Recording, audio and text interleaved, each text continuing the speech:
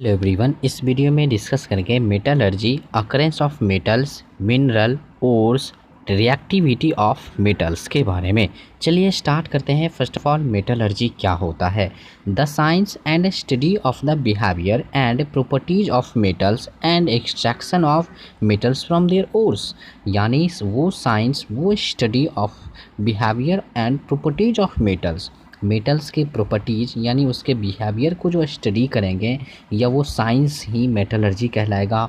और extraction of metals from their ores, यानी उसके मेटल्स के कोई ओर्स है, मान लेते हैं कि कोई मेटल्स का ओर्स है, इसके उसके ओर्स से जो प्योर मेटल बाहर निकालेंगे, प्यूरिफाई करेंगे उस मेटल्स को, वो प्रोसेस भी मेटलर्जी ही कहलाएगा।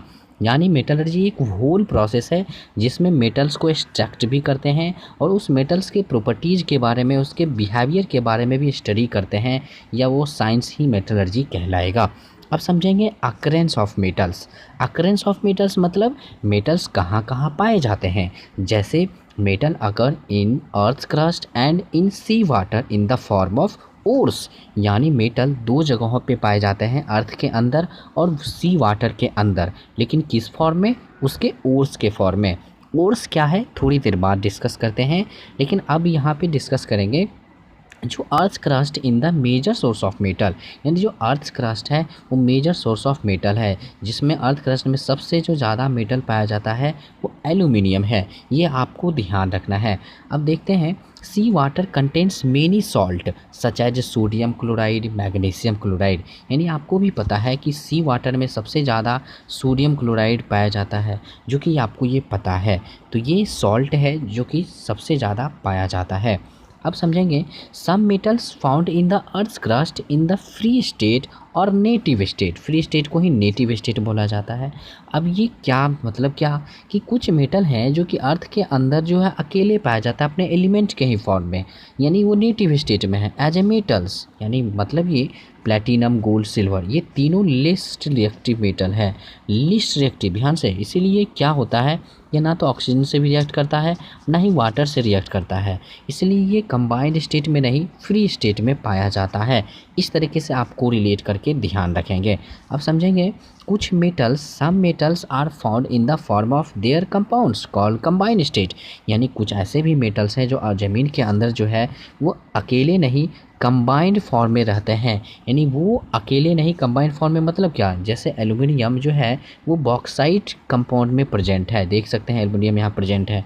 जैसे आयरन, आयरन मैग्नेटाइट कंपाउंड में प्रेजेंट रहता है, जैसे आप देख सकते हैं यहाँ पे आयरन प्रेजेंट है। यानी आयरन अकेले नहीं है। जैसे इस तरीके से आप समझ सकते हैं, जैसे जिंक, जिंक ब्लेंड में प्रेजेंट है, ZnS में प्रेजेंट है। कॉपर, कॉपर, कॉपर ग्लैंस में प्रेजेंट है, जहाँ पे देख सकते हैं कॉपर निकाल। यानी आपने क्या देखा कि कुछ ऐसे मेटल्स हैं जो अकेले नहीं, वो कंबाइंड फॉर्म में नहीं, अपने वो कंपाउंड फॉर्म में प्रेजेंट रहते हैं। ये आपको फार्मूला याद रखना है बॉक्साइट का, मैग्नेटाइट का, जिंक ब्लेंड का और कॉपर ग्लैंस का, इस तरीके से। अब यहाँ पे समझेंगे मिनरल क्या है। मिनरल यानी आपने ज़मीन में खुदाई किया, यानी आप ज़मीन में खुदाई करेंगे, हो सकता है आपको या एलिमेंट्स मिलेगा या कंपाउंड्स के फॉर्म में आपको मिलेगा। तो समझते हैं मिनरल क्या है। यानी द एलिमेंट्स, और यहाँ पे और होगा, compounds which are naturally occurring in the earth crust are called mineral. यानी ज़मीन के अंदर जो आपने खुदाई किया, खुदाई करने के बाद आपको जो एलिमेंट मिला या फिर जो कंपाउंड्स मिला, वो नेचुरली जो आपको प्राप्त हुआ वो मिनरल्स कहलाएगा। यानी जो भी ज़मीन के अंदर आपने खुदाई किया, नेचुरली जो आपको एलिमेंट्स, कंपाउंड्स प्राप्त हुआ, वो मिनरल कहलाएगा। अब समझेंगे ओर्स क्या है।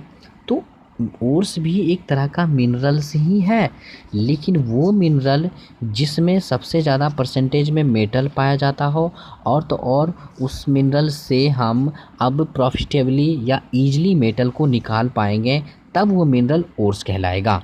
यानी आपको समझ में ये आया होगा कि सभी मिनरल से इसका मतलब ये हुआ कि हाई परसेंटेज मेटल आप नहीं निकाल सकते हैं और ईजिली भी मेटल आप नहीं निकाल सकते हैं।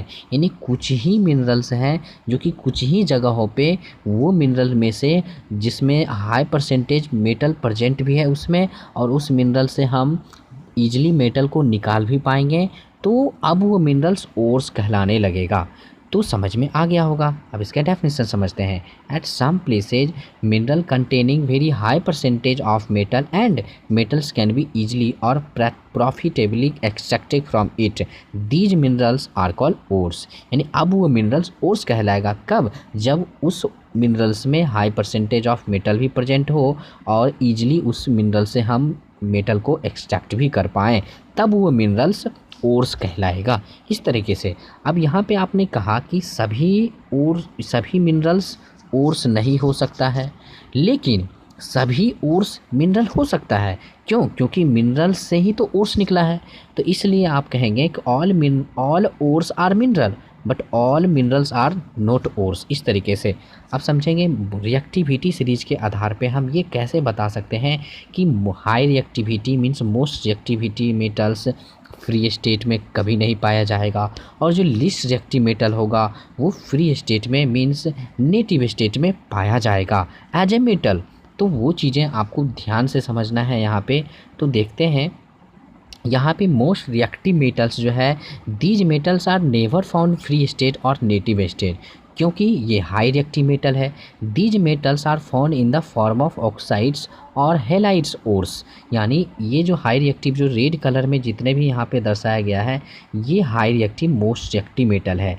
ये हाई रिएक्टिव होने के कारण ये कंबाइंड स्टेट में हमेशा पाया जाएगा, ये कभी नेटिव या फ्री स्टेट में नहीं पाया जाएगा।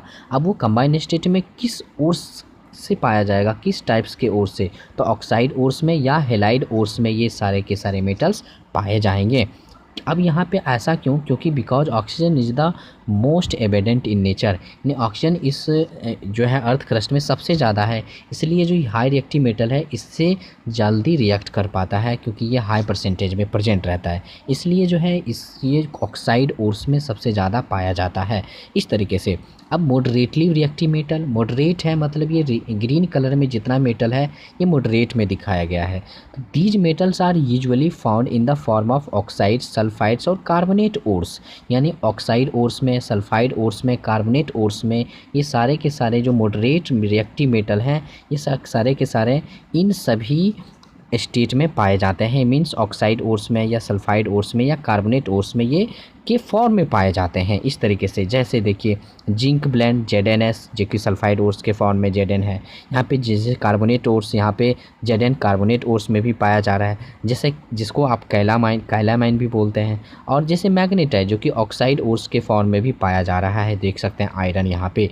तो एक तरह से आपने क्या देखा कि जो मॉडरेट रिएक्टिव मेटल है वो ऑक्साइड ओर्स के फॉर्म में भी प्रेजेंट है, सल्फाइड ओर्स के भी फॉर्म में प्रेजेंट है, कार्बोनेट ओर्स के भी फॉर्म में प्रेजेंट है।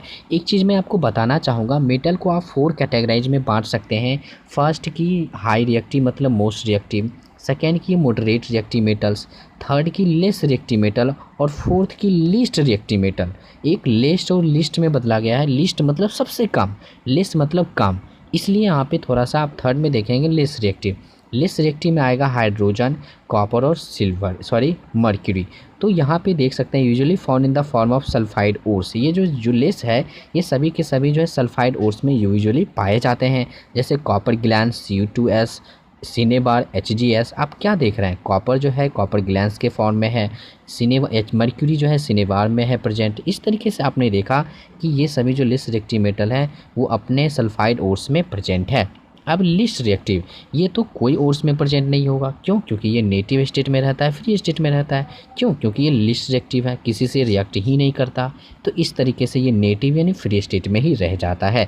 तो आई होप कि आपको ये समझ में आया होगा कि मेटल्स कहाँ कहाँ पाया जाता है, मिनरल्स क्या है, ओर्स क्या है, और रिएक्टिविटी सीरीज के आधार पे हम ये पता कर सकते हैं कि कौन सा मेटल किस फॉर्म में पाए जाते हैं।